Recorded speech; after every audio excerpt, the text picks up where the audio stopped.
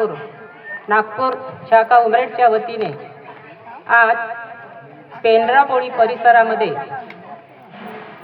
अंकुशजी शेंडे यांच्या निवासस्थानी नुकतेच 9वे हवन कार्य पार पडले। त्यानिमित्त ही चर्चा बैठक सुरू झालेली आहे। या चर्चा बैठकीमध्ये स्वयं भगवान बाबा हनुमानजी उपस्थित आहेत, यांना माझा प्रणाम। त्याचप्रमाणे आपले महांत्यागी बाबा जोगदेवजी प्रणाम उपस्थित आहेत, यांना माझा प्रणाम। तशीच आपली वाराणसी आई उपस्थित आहे, यांना माझा प्रणाम।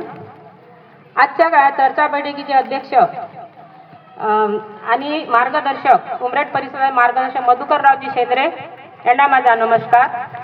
शाखेचे उपाध्यक्ष मिलिंद माकडे आणि शाखेचे सचिव कोषाध्यक्ष नितेश कडंबे आणि शाखेचे संचालक सहारकर यांना माझा नमस्कार। तसेच राहुलजी वंजारी यांना माझा नमस्कार। तसेच सगळे आदरणीय मंच यांना माझा नमस्कार। आणि सेवक सेविका बाळगोपाळ बाहेरगावून आलेले सेवक सेविका बाळगोपाळ सगळ्यांना माझा नमस्कार। सुरुवातीला भगवंताला एक माफी मागते। मी बरेच दिवसापासून चर्चा बैठकीमध्ये आली नाही, काही कारणास्तव। भगवंता मला माफ करा आणि माझ्या काही मार्गदर्शक काही चूक भूल झाली तर माफ करा। ह्या मार्ग हा आपला दुःखाचा मार्ग आहे। दुःखातून म्हणजे आपण या मार्गामध्ये असे कोणताही सेवक नाही की तो सुखी आहे आणि मार्गात आला। जेव्हा आपल्याला दुःख येतो तेव्हाच आपण या मार्गाची चाहूल लागते आणि आपण पूर्ण देव धर्म सगळे आपण फिरून येतो। त्यानंतर हा शेवटची पायरी म्हणजे आपला हा बाबा हनुमानजीचा मार्ग। या मार्गात मी पण खूप दुःखी होती, खूप देव धर्म सगळे खूप फिरून मी पण या मार्गात आली। मला एवढे मोठे दुःख होते की माझ्या आतड्या पूर्ण खराब झाल्या होत्या। म्हणजे मला नुसती संडास लागायची आणि पूर्ण रक्त तो एवढा लागायचा का 20-20, 25-25 वेळा मला रक्त असा माझ्या जायचा, मला सुधरत नव्हता। दवाखाने झाले, दवाखान्यात गेला का उलटी माझी औषधी तब्येत म्हणजे अशी माझी हे व्हायची, जास्त व्हायची पण कमी नाही। औषधी आणली, एक मात्रा घेतला, औषधी हे झालं का पूर्ण माझे औषधी डबे वाया गेले। असं करता करता एक सेवक आला आणि त्यांनी म्हणते अशी तब्येत आहे, तर त्यांनी मध्ये या मार्गाची उपदेशा सांगितली। आम्ही विचार केला, माझ्या पतीचा ठेकेदारी व्यवसाय, त्यांनी ते म्हणायचे की नाही माझं जमणार नाही, पण माझी तब्येत पूर्ण खालावत चालली। मला संडासात जायला पण मला हे नव्हतं, वेळ नव्हता मिळत। मला खाली घमीला ठेवावं लागे, बाजूच्या खाली मला उतरता सुद्धा येत नव्हतं। माझी आई माझ्या जवळ होती, अशी माझी परिस्थिती होती। पण त्या सेवकाने सांगितलं, विचार केला की पूर्ण अशी बाजेला खिळून गेली होती। तर काय झालं, त्यावेळेस अरेलकर मार्गदर्शक होते। तर मग विचार केला आणि फक्त हो म्हटलं, आपण मार्गात जाऊ। माझ्या पतीने शब्द दिला, हो म्हटलं तर माझी 50% माझी संडासचा प्रॉब्लेम कमी झाला घरी। त्यानंतर त्यांनी सांगितलं, मग ते तिला बसता येत नाही, मधात धरून आणावं लागते। तुम्ही आणा तर खरं, म्हणते तिला वारंवार संडासला जावं लागते, आणा तर खरं। हे बाबाचा कसा आत्मविश्वास असतो, आपण मार्गात असल्यावर आपल्याला विश्वास आलेला असतो। तर बघा, त्यांनी नुसत्या एका शब्दामध्ये मला 50% आराम झाला आणि त्यांनी शब्द दिला। आम्ही गेलो, त्यांनी आम्हाला सुरुवातीला साफसफाईची करायला लावलं। त्याच्यानंतर आम्हाला 11 दिवसाचे कार्य दिले आणि त्या कार्यामध्ये बघा पहिल्याच दिवशी मला आराम झाला, पहिल्याच दिवशी। पण माझ्या घरी अंगठी होती सोन्याची, त्या सोन्याच्या अंगठीवर राम लिहून होता। तर तो काही आमची साफसफाई झाली नाही, तर मला रात्रभर आकाशात राम राम राम दिसत होता। तर आम्ही मार्गदर्शकाला सांगितलं, म्हटलं आम्हाला रात्रभर राम राम दिसत होता।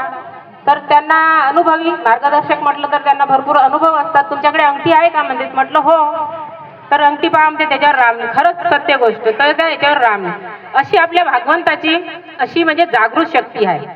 माझे 11 दिवसात मी बाजाला खेळलेली माझी पूर्ण नॉर्मल झाली आणि कामाला लागली। 6 महिने मला काटा नाही रुतला। पण कुठे ना कुठे आपण चुकतो, कारण आपल्याला अनुभव नसतो। त्यासाठी चर्चा बैठकीचं खूप आपल्याला माहिती, हे चर्चा बैठक आपली एक मानव धर्माची शाळा आहे। कारण आपण हा आपला दुसरा जन्म झालेला आहे। आपण अनेकातून याच्यात आलो, आपण इथे मरायलाच आलो, आपण मेलो होतो आणि आपण इथे आलो बाबाच्या चरणाशी। ते आपला हा दुसरा जन्म आहे। तर आपल्याला हे नवीन, आपल्याला ही दुनिया आहे हे शिकायसाठी चर्चा बैठकीची फार गरज असते। तर माझी मुलं लहान लहान, यांचा ठेकेदारी व्यवसाय, आमची चर्चा बैठक आम्ही जात नव्हतो. अनुभव काही पाहिजे तसे होते नाही, तर चुका तर होतच असतील. नाही माझ्याशी तर माझ्या पतीशी, कारण ठेकेदारी व्यवसाय तर होणारच. 6 महिने मला काटा नाही रुतला, मला टॉयलेटचा नाही झाला, पण त्याच्यानंतर माझे कानं फुटले. कानं फुटले तर मी पूर्ण बहिरी झाली आणि रक्त कानातून यायचा कानामधनं. तर कसं मला काहीच ऐकायला यायचं नाही. आता काय करायचं? मग मार्गदर्शकांनी त्यांनी खूप प्रयत्न केले, खूप आमची मदत केली. तर म्हणजे तुमची काही चूक झाली का, काय झाली का, पण काही लक्षात नाही आलं. आम्ही मग आपले अलोने डॉक्टर होते, त्यांच्या दवाखान्यात गेलो. तर त्यांनी सांगितलं का तुम्हाला ऑपरेशन करावं लागतं. आता म्हटलं कसं झालं? मग आम्ही घरी आलो. आमची तीर्थ कार्य वगैरे सुरूच होते. पण त्यानंतर मग मला भगवंताच्या कृपेनं माझे कान ठीक झाले, आपोआपच ठीक झाले. कशाने झाले काही कळत नाही, मला आठवत नाही, पण माझे आपोआपच बरे झाले. नंतर दवाखान्यात गेलो, तो आमचा फॅमिली डॉक्टर होता.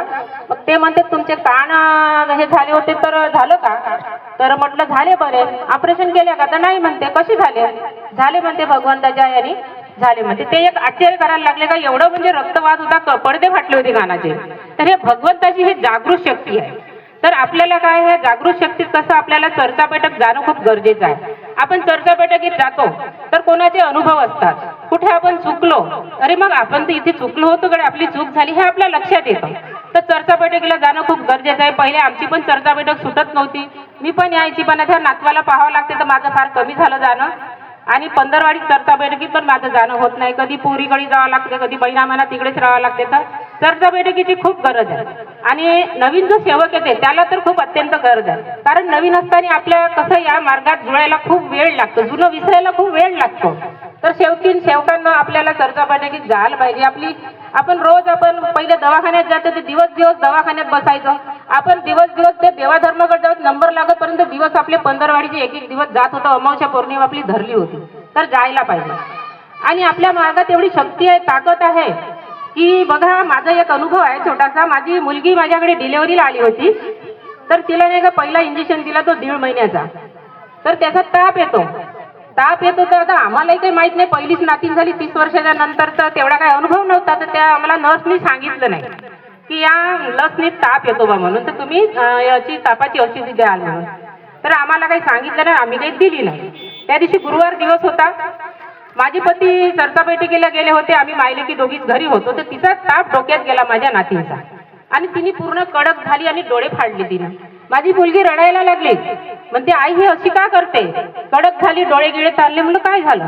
आणि मी एकटीच घरी, काय करू? गेली भगवंताजवळ. नाही, भगवंताजवळ नाही गेली, पहिले तिच्यावर फुकाच टाकल्या. मी किती टाकल्या माझं मलाच माहित नाही. ती नॉर्मल झाली. त्यानंतर भगवंताजवळ गेली, भगवंताला प्रणाम केला, भगवंताला सांगितलं. भगवंता म्हणलं दुसऱ्याचा लेकरू आहे आणि माझ्या घरी आहे, काय झालं काय नाही, काय चूक घडली तुम्ही लक्ष देऊ दे आणि ह्या बाळाला म्हटलं नॉर्मल करा. त्यानंतर ती मुलगी नॉर्मल झाली. फुका टाकल्या, किती टाकल्या माझं मलाच माहिती नाही. आणि त्यानंतर दवाखान्यात नेलं. रात्री 30 डिसेंबर होता त्या दिवशी, सगळे दवाखाने बंद. 30 डिसेंबर. त्यानंतर सरकारी दवाखान्यात गेलो. म्हटलं दाखवून देऊ, रात्री जर कमी जास्त झालं तर काय करू? तर त्यांनी सांगितलं ताप नाही, नॉर्मल आहे म्हणे, पण तरी पण औषधी घेऊन जा. तर बघा भगवंत किती म्हणजे आपल्याला साथ देतो, पण आपल्याला त्याची आठवण करायला पाहिजे. तर मी जर आठवण नसती केली, पहिले दवाखान्यात धावा गेला असता तर ती मुलगी हातातही नसती आली. तर एकच म्हणणं आहे की आपल्याला जर कोणतीही आपल्याला पायाला लागो, हाताला लागो, आणि वरून एक म्हणजे मला सांगायचं आहे का तुम्ही शेतकरी बंधू आहात. गावामध्ये शेतीत गेल्याशिवाय होत नाही. सेवकांना साप इचवाचा त्यांना धोका असतोच. तर पहिले जर काही विंचू चावला किंवा काटा चावला किंवा साप चावला किंवा गोम चावला, काहीही चाव, पहिले आपल्या फुका मारायच्या. फुका 11ची मारा, 21ची मारा, कितीची मारा, भगवंत आराम देते. त्याच्यानंतर तुम्ही दवाखाना करा, पण पहिलेच तुम्ही दवाखान्यात जाऊ नका. कारण तुमच्या जवळच भगवंत आहे, तुमच्या जवळच डॉक्टर आहे. याच्याविषयी खूप मोठा इलाज आहे आपल्या याच्यामध्ये. तर आणि वरून आपल्या तोंडातून शब्द, आता सांगितले दादानी, शब्द तोंडातून निघलं तर काय होते? शब्दाचा अनर्थ होते. शब्दही भगवान, शब्दही सैतान निघाला, शब्द चुकीचा निघाला तर सैतान येतो, आणि चांगला निघाला तर भगवान आपल्या घरी नांदतो. तर आपल्या शेवकिनींना खेड्यामध्ये गावामध्ये जरा शब्द थोडे असतात हे, तर ते सांभाळून वापरायचं. कारण आपण सुखासाठी आलो ह्या मार्गात, आणि आपल्याला सुख मिळालं पाहिजे. आपण या मार्गात आलो तर आपण चांगल्या वळणाला लागलो. आपण अनापाण्याला लागलो. पहिले आपल्याजवळ एवढा पैसा पाणी नव्हता, आता आपल्याजवळ सगळा पैसा पाणी आणि मार्गात आलेले लोक मागे नाही आहेत. असतील ते आपल्या कर्मानी असतील. आपले कर्म जर चांगले असतील तर भगवंत आपल्याला साथ देतो. आपण कर्म जर चांगले नाही करणार तर आपल्याला भगवंत मागे आणणार.